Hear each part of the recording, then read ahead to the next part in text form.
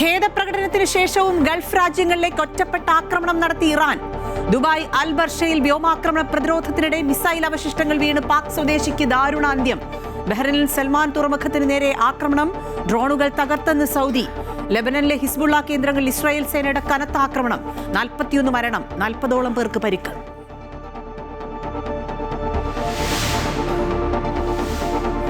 ഇറാനിലെ എണ്ണ സംഭരണശാലകൾ തകർത്ത് ഇസ്രായേലിന്റെ കനത്ത വ്യോമാക്രമണം. അമേരിക്കൻ സൈനികർ പിടിയിലെന്നും യുദ്ധത്തിൽ അമേരിക്കയ്ക്കുണ്ടായ യഥാർത്ഥ നഷ്ടക്കണക്കുകൾ പുറത്തുവിടണമെന്നും ഇറാൻ. സമാധാന സമീപനം അമേരിക്ക നശിപ്പിച്ചുവെന്ന് വിദേശകാര്യമന്ത്രി അബ്ബാസ് അരാഗ്ചി.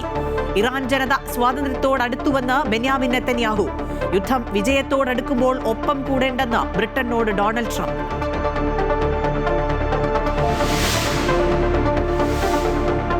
T20 ലോകകപ്പിൽ ഇന്ന് കലാശ പോരാട്ടം. ലോക കിരീടം നിലനിർത്താൻ ടീം ഇന്ത്യ ഇന്ന് ന്യൂസിലൻഡിനെതിരെ.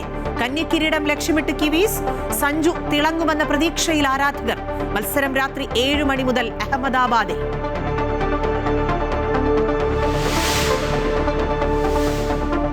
സ്ഥാനാർത്ഥി പട്ടികകൾ അതിവേഗത്തിൽ പൂർത്തിയാക്കാൻ മുന്നണികൾ. Congress screening committee chairman Madhusudan Mistry തലസ്ഥാനത്ത്. ലീഗും കേരള കോൺഗ്രസുമായി ഉഭയകക്ഷി ചർച്ച. തർക്കമുള്ള സീറ്റുകളിൽ കൂടിയാലോചന. പട്ടികയും മാനദണ്ഡങ്ങളും അന്തിമമാക്കാൻ CPI നേതൃയോഗങ്ങൾ ഇന്ന്. 13 സീറ്റെന്ന കേരള കോൺഗ്രസ് ആവശ്യവും 6 സീറ്റ് വേണമെന്ന RJD നിലപാടും CPM-ന് തലവേദന.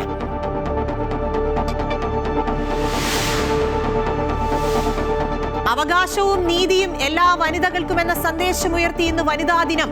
ശാരീരിക പരിമിതികളെ അതിജീവിച്ച പോരാട്ട വീര്യത്തിന്റെ പ്രതിനിധികളായി അധ്യാപികമാരായ രത്നവും ലേഖാ കാദംബരിയും.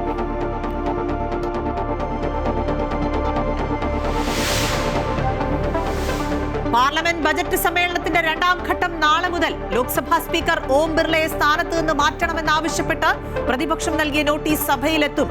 MP-മാർക്ക് വിപ്പ് നൽകി BJP-യും കോൺഗ്രസും. പശ്ചിമേഷ്യൻ സംഘർഷവും വിലവർധനയും സഭയെ പ്രക്ഷുബ്ധമാക്കും.